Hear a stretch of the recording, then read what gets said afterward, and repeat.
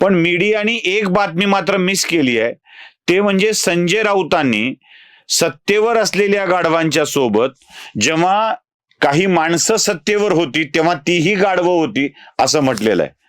जरा संजय राऊतांचे विधान तुम्हाला मी ऐकवतो. असताना गाढव सुद्धा पॉवरफुल असतो. गाढवाला जर खुर्चीवर बसवलं गाढवाला, तर गाढव हे एकदम पॉवरफुल आहे. और अभी तो रुको, क्लाइमैक्स अभी बाकी है. उद्धव ठाकरे पॉवरफुल म्हणून यादीत आले होते ना.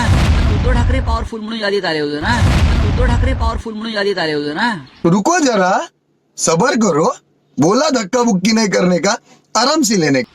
राहुल गांधी सुद्धा होते आणि सोनिया गांधी सुद्धा होत्या. हे तुम्हाला माहित नसेल तर सांगतो, या यादीमध्ये सत्तेवर असताना गाढव सुद्धा पॉवरफुल असतो. अरे कहना क्या चाहते हो? गाढव सुद्धा पॉवरफुल असतो.